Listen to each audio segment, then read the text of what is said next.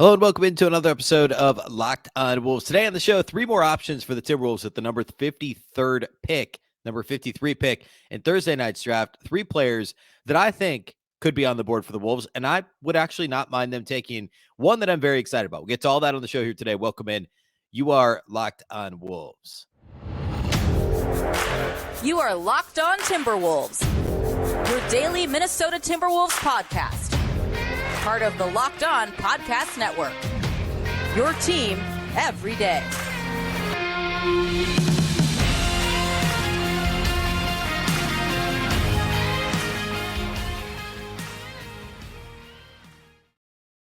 Hello and welcome to the Locked On Wolves podcast, part of the Locked On Podcast Network, your team every day. My name is Ben Beecken. I'm the host of Locked On Wolves. Today's episode is brought to you by our friends at FanDuel Sportsbook, the official sportsbook of Locked On. Make every moment more. Visit FanDuel.com/LockedOn today to get started. Happy Wednesday, happy hump day, and happy NBA draft eve. No, the Timberwolves do not have a first-round pick in this year's draft. Not yet, at least. There are rumors that they may try and acquire one, but they do have the 53rd pick. And I want to talk again today about three players the Wolves could look at acquiring, drafting, I guess, acquiring via draft at number 53 on Thursday. So we're going to do that. And then talk a little draft rumors. We'll get into that more Thursday as well. So that's the show here today. A big thank you, first of all, for making Locked On Wolves your first listen every day. Of course, this show is free and available everywhere, including YouTube, as well as all of your favorite audio platforms. Wherever you listen to podcasts, you can find this one. You can also watch the show. In addition to YouTube, you can download the Locked On Sports Minnesota app on both Roku and Amazon Fire TV. If you have either one of those devices, you can find the Locked On Sports Minnesota app. And this show, as well as all the other Locked On Minnesota podcasts, can be found there as well. You can also follow the show on Twitter. That's at Locked On T-Wolves, and also at my account, which is at Beecken with two B's, two E's, C-K-E-N. All right.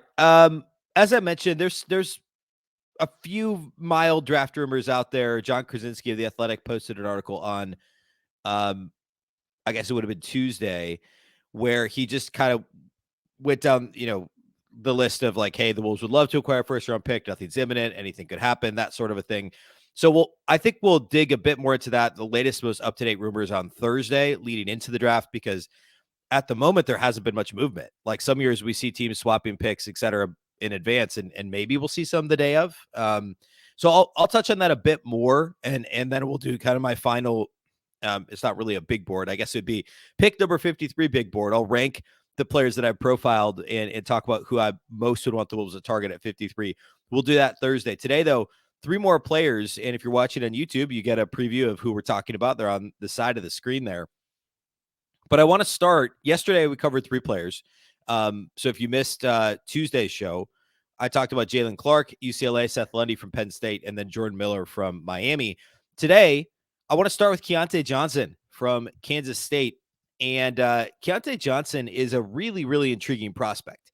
And I'm actually, within today's show, and this doesn't, like, I'll combine my, the multiple shows I've done on draft prospects for Thursday's show, but I am actually ordering them in the order of within these three players who I'm most excited about. Keyontae Johnson is the one that I'm most excited about among these three at number 53, if he's potentially available. I tend to think he won't be. And the reason why is he's such a well-rounded prospect.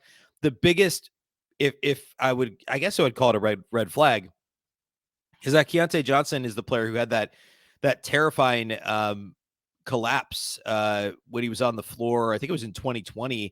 And he's now played a couple of. He actually took 2 years off, and then I think he played 2 years since then. If I'm not mistaken, I have it right here. Basically, yeah, he played like in a game at the end of the year, and that was when he was at Florida, transferred to Kansas State. So he really has only played one full season since he collapsed on the floor a couple of years ago.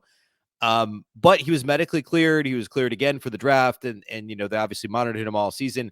So I think there's some fear there that maybe something could crop up later. And obviously for his health is the number one concern from a strictly business perspective. And this sounds bad, but like to invest a first round pick in somebody who, if there is a heart condition that does crop up later, that isn't ideal, right? So I tend to think he's an early second round pick, and I worry that he's not on the board at 53, but a lot of mocks have him going in the late 48, mid to late 40s, 48, mid to late 40s. So it's possible he's off the board, if not likely. But I want to talk about him because if he's there, I think he has first round talent. I really do. The biggest thing with Keyontae Johnson is, as I said earlier, he's super well rounded. He's 6'5", 6'11" wingspan. He's a two guard. But you could convince yourself, if you squint hard enough, you could see him as a true combo guard. He had a lot of turnovers in college, and he had, live ball passing was more spotty than anything else. He had some highlight reel type passes, but he also sometimes had tunnel vision or made bad passes. And I guess you see that a lot in college in general, but he's not a pure point guard, I guess is what I'm saying. But when he puts his head down and goes to the rim, he's extremely strong and very impressive. His handle's good, really good for a two guard, I think. But again, maybe not to that of a lead guard. A good first step, but not a great first step. So again, well-rounded. Doesn't, and this is going back to what I said a couple days ago. So many times these second round picks, you're looking for guys that are good at a lot of things or great at one thing. And he's good at a lot of things. There are a couple things that I would say he's borderline great at. He's a really good cutter off the ball. So again, if you play him off the ball, he's going to cut. Like, there's so many highlights of him getting lobs from the baseline because his defender turns their head and he back cuts them. Like, think about what happened to D'Angelo Russell defensively, like once a game early last season.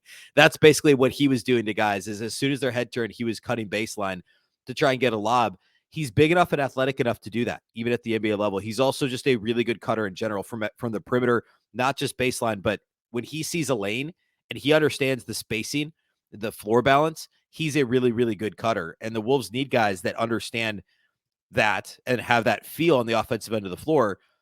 That is really exciting to me. He's also a really good catch and shoot player. He was 45% catch and shoot this year, not strictly threes, but in general catch and shoot. From the 3-point line overall, he was 40.5%. And before the scary injury in 2020, he was really good too. For his career in college, over 3+ seasons, 38.9%. So basically 39%. But again, this last year, his year at Kansas State, 45% catch and shoot. His shot doesn't get much elevation, but again, he's big enough. He's 6'5", 6'11" wingspan. So the release point is high, and it's pretty quick too. The biggest thing to me watching him shoot the ball is how easy it is. He has easy range, a decently quick release. I think he's got easy NBA range. He's more of a spot up shooter because of that. He shot under 30% off the dribble this year at Kansas State. So he's not a huge threat to score off the dribble for you. But again, off the ball, catch and shoot situation, a really good cutter. That's what you're looking for. In terms of defense, I think he's a good defender. Again, I think a lot of it comes from his strength, his build, and how thick he is, and then also his long arms, his 6'11" wingspan. I thought his lateral quickness was okay. I thought there was too often he got beat a little bit off the dribble, but he recovered well. And again, contest shots really well from everywhere on the floor, from the perimeter, rear contest, review contest, catching up to guys, trying to contest at the rim. That was what was most impressive to me. It was almost like what you would say for an NFL cornerback, like ball skills, right? He's got active hands. He's going to contest the shot. That was impressive to me. And again, the strength to not get bowled over. And it didn't seem like he was in a ton of foul trouble in college. I don't know if that's something that sometimes that adjustment needs to be made. I guess he played in the Big 12. It's not like he was in the Big 10, so it wasn't like rugby necessarily, but sometimes you can get away with more contact in college than you can in the NBA. So that could be an adjustment. But I think in my mind, it goes back to him being a well-rounded player. The shortcomings, if you put aside the medical concerns, which again, to be clear, he's been cleared multiple times. So if you ask him and his agent, I'm sure they'd say there is no concern, but NBA teams, of course, are going to think about that. Putting that aside, the biggest issue is just that he's kind of a tweener. He's got a scoring mentality, but he's not really athletic enough, quick enough, first step, etc., to be a true, or shooting off the dribble, to be a true number one scoring option. And he isn't really a point guard either, but he's got enough scoring skills, namely his touch, his shooting ability from deep, and a good enough passer to kind of be that like a deadly role player off the ball and maybe a secondary creator off the bench.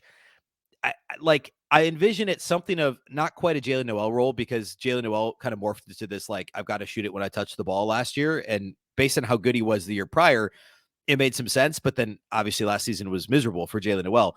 I don't think he's necessarily, I think he's certainly a more well-rounded player than Jalen Noel. I don't know that he's got the same ability scoring-wise. I don't know that he's quite the athlete Jalen Noel is, but I think profiles a better all-around player. He's certainly a better defender. There's no question. So offensively, there's some similarities. Defensively, he's much, much better. So in my mind, it's like year one, he probably doesn't see the floor a whole lot. There's some, well, I think that's probably true, but I think he profiles as a solid role player off the bench that could do multiple things, can guard multiple positions, probably guard 1 through 3, maybe even some 4s, maybe not quicker ones, but like solidly 2s and 3s and some 1s, some 4s. I like him a lot as a second round prospect because he's so good at so many things. There is a little bit of upside too, just because he hasn't played a ton the last few years, but he is older, right? Like he's already, I believe he's 23 already. So that's a concern. But otherwise, I like him as a prospect, extremely well-rounded, and would be excited if he was on the board at 53. But again, I think he's probably an early second-round pick. All right. Next, I want to talk about Colin Castleton, a big who has some intriguing characteristics as well. So we'll do that here next. Today's episode of Locked On Wolves is brought to us by BetterHelp. The show is sponsored by our friends at BetterHelp.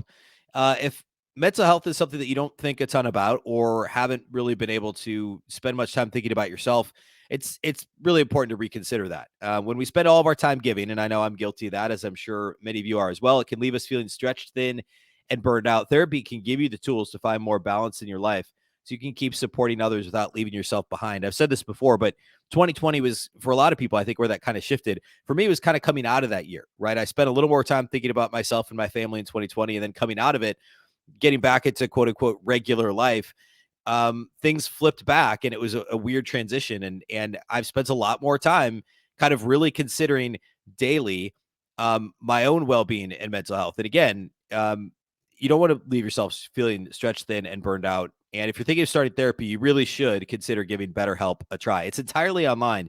It's designed to be convenient, flexible, and suited to your schedule. Just fill out a brief questionnaire to get matched with a licensed therapist and switch therapists anytime for no additional charge. Find more balance with BetterHelp. Visit BetterHelp.com/LockedOnNBA today to get 10% off your first month. That's BetterHelp, HELP.com/LockedOnNBA.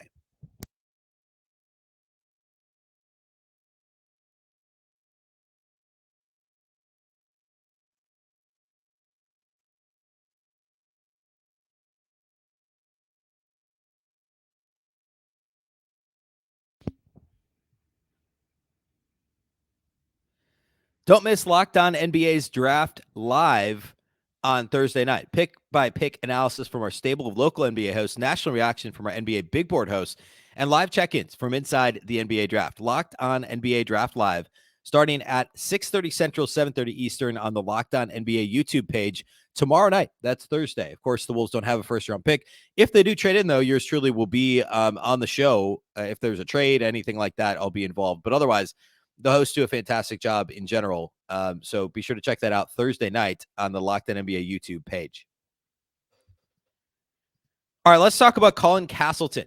Colin Castleton started his college career at Michigan, played 2 years there, and then after the COVID-shortened year, transferred to Florida and played 3 years there. So he's another 5-year college player. So he's going to be a little bit on the older side.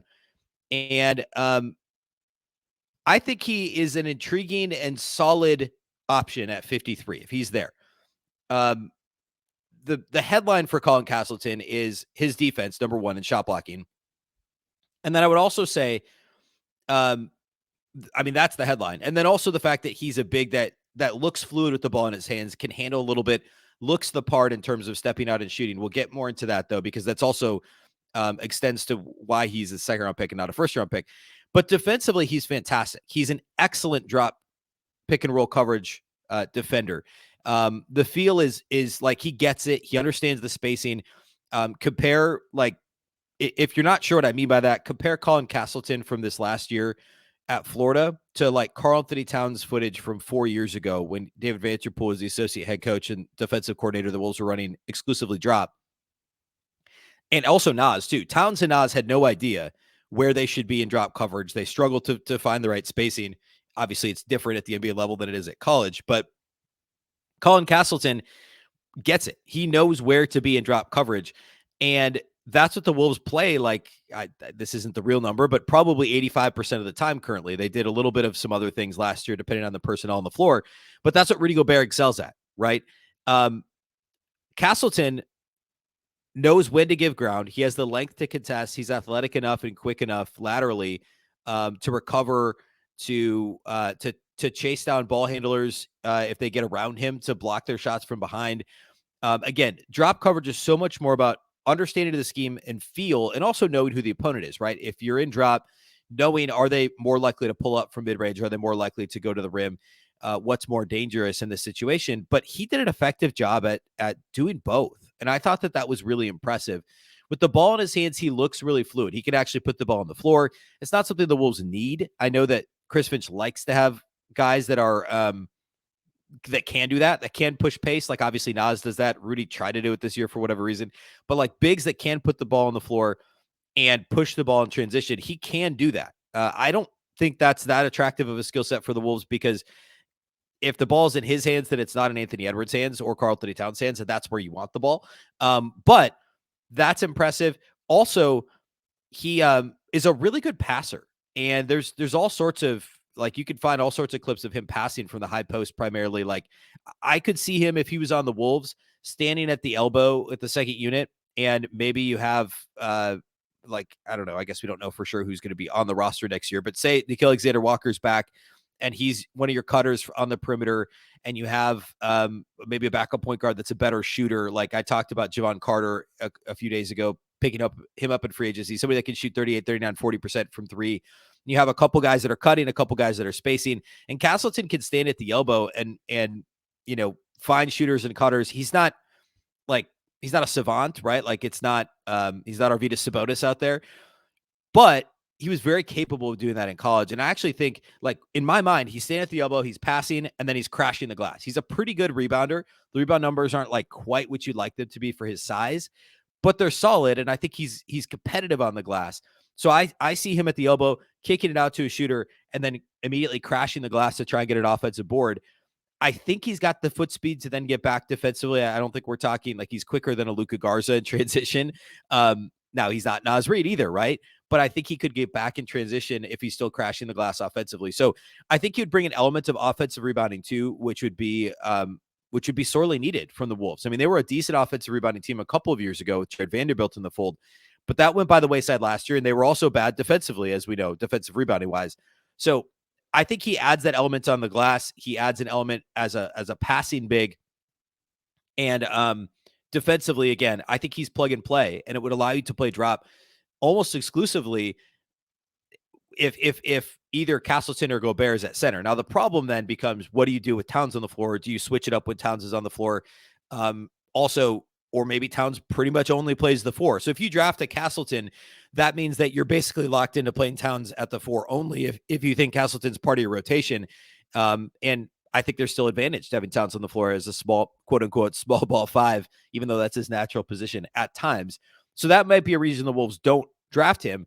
Remember, when the Wolves drafted Walker Kessler, they didn't have Rudy Gobert yet, right? So this would be another player who's strictly a center. And it would also kind of maybe tip the Wolves' hand as to thinking they may not have Naz Reid coming back. But like they could draft him and then cut Nate Knight loose. I mean, Nate Knight's owed $2 million if they keep him for next year. I've kind of assumed that they will because he's cheap and he's a solid fourth big. But maybe they draft him and he takes over the Knight Garza fourth big role. And you let Knight and Garza go, and Colin Castleton becomes your fourth big, even if you bring Nas back. Okay, points of improvement or issues with Colin Castleton. I mentioned this already. For his size, you'd like him to be a better rebounder. It isn't really fair to compare him to Walker Kessler, but it's a pretty recent comparison point for Wolves fans, obviously. And also Kessler was phenomenal as a rookie last year. Like the rate-based stats aren't close. Castleton is 20.7% for his college career, defensive rebound rate, 15.5 total rebound rate. So 20, we'll call it 20 and 15.5. Kessler was 22% defensive rebound rate and 17% total rebound rate. So a couple points better on each. The block rate is really good for Castleton. Was 9.1% this year, 8.5% for his college career. To show you just how good Walker Kessler was, he was 19% at Auburn last season, 17.2% for his collegiate career. He's not Walker Kessler. There's a reason Kessler's a better athlete. He's a better shooter. There's a reason Kessler's a first-round pick and Castleton is a maybe late second-round pick. So I want to be really clear about that. There's absolutely a reason why Castleton is available at this point in the draft, and I think he will be on the board at 53. He's not a very good shooter, but he's got solid form. His touch appears to be good. He has good feel with when to, pick and pop, and when to kind of shoot from the perimeter. He's also, again, back to Castleton now. He has a good free throw percentage. He shot 73% this year, 73% for his collegiate career. So I think that there's hope for him developing a solid enough jumper that you can play him at the elbows and not have teams sag completely off of him, because that would be the one concern. Obviously, it's tougher to do that in the NBA because of the defensive 3-second rule. But again, because the free throw percentage and form are solid, the touch on his passes is good, I think there's a chance the shot could improve. If he's on the board at 53, and some of these other guys I've talked about, like Jalen Clark, who I talked about on Tuesday's show, and even Keyontae Johnson, who I talked about today, if those guys are gone, Castleton's a solid pick at 53. I think there's a ceiling to what he's going to be able to do. And on a team with Towns and Gobert, he's probably your fourth big. But I think he's an NBA player. And I think that there is a little bit of upside there with him. Again, the age and the modest athleticism and so far lack of a consistent shot kind of limits that. But I think he's kind of a plug and play bench big at the NBA level. All right, one more play to get to today, and that is UCLA's Amari Bailey, another UCLA wing, or I guess more of a combo guard. We'll get to him here in a minute. That's how we'll close the show here today. Today's episode of Locked On Wolves is brought to us by our friends at FanDuel. Baseball season is in full swing. There's no better place to get in on the action than FanDuel, America's #1 sports book, because right now new customers get a no sweat first bet up to $1,000. That's up to $1,000 back in bonus bets if your first bet doesn't win. Just go to FanDuel.com/lockedon to join today. If you're a Twins fan, things have been rough. They're still actually somehow in first place, but they're under 500 in a terrible division and have lost 3 straight, and I believe 6 of 7. So not going well for the Twins. I wouldn't bet on the Twins, but there's lots of good bets out there on FanDuel. Don't miss your chance to snag a no sweat first bet up to $1,000 when you join FanDuel today. Just go to FanDuel.com/lockedon to sign up. FanDuel, official partner of Major League Baseball. Major League Baseball trademarks used with permission.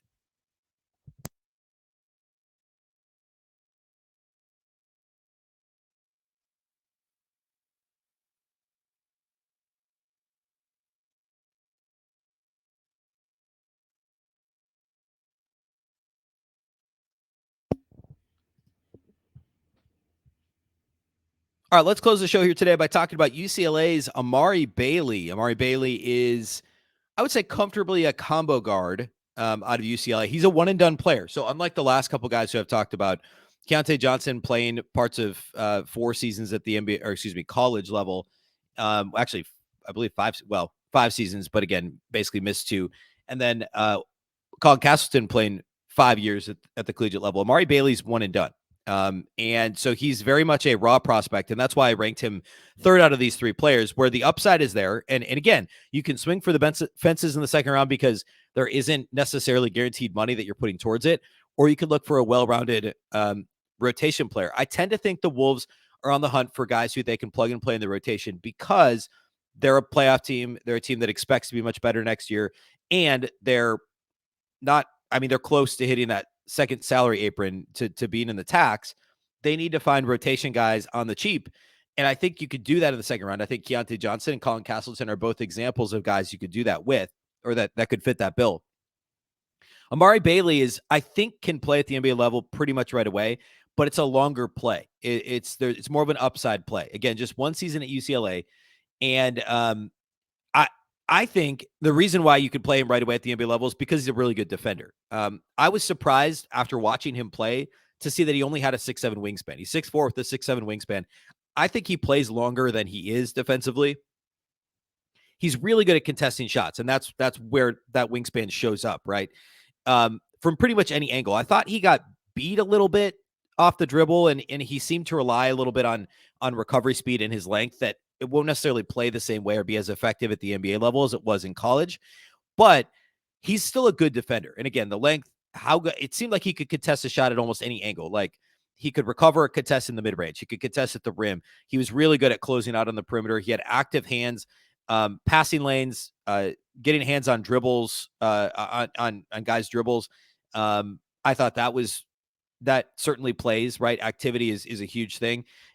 So that to me is why I think he could play from day one in the NBA. I think he's a good athlete, decent size. Again, I would describe him as a good defender with upside. Plays long, active hands, etc. Good recovery speed. So that to me is his ticket to playing right away at the NBA level. His 3-point percentage this year was 38.9%, relatively low volume. He attempted 1.8 per game, so less than 2 threes per game. Again, low volume here too, but his catch and shoot 41.5% this year. I think it was around 50 attempts overall as a catch and shoot player.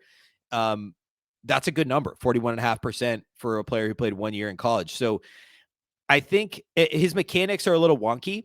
But I just watching him, I don't know. I don't have like evidence to back this up. I think he'll be a good shooter at the NBA level. I just think he displays good touch. The shot selection is mostly good, and he's got really good body control, which that's all related, right? So it's a little weird to me that his form isn't, his mechanics aren't a little bit more repeatable, because he was really good at taking contact and finishing in the mid range, pulling up and hitting floaters. His mid range shot is much better than his 3-point shot right now.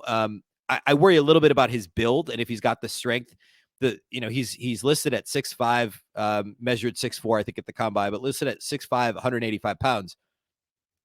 I mean, he's got to put on some weight if he's going to finish through contact in the NBA. But again, the body control is really impressive and the touch is very good. He was only 70% on free throws this year, percentage-wise, 69.8% actually. Didn't get to the line a ton. So there's a lot of development to be done there. But you can't teach.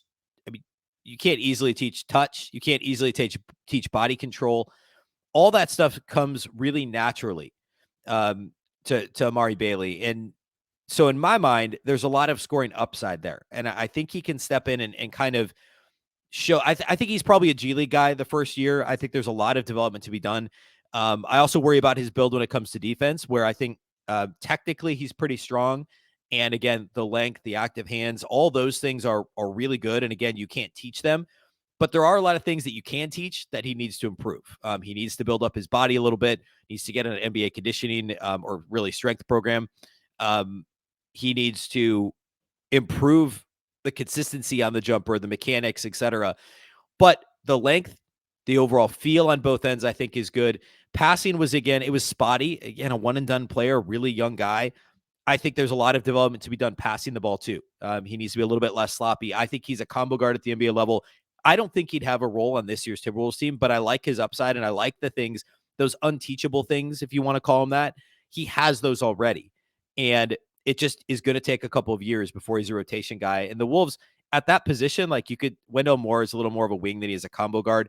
But like, the Wolves don't need him necessarily right away. And that's also why I rank him third out of these three guys that we talked about today, Johnson, Castleton, and Bailey, because it is more of an upside play and it's going to take a minute, where the other guys I think you could put in as your ninth guy in your rotation and you'd be fine as a playoff team. I don't think Bailey's there yet. There's a reason why he's going to be a second-round pick, very likely not a first-round pick. But again, the upside is still there. All right, that's all I have for you today.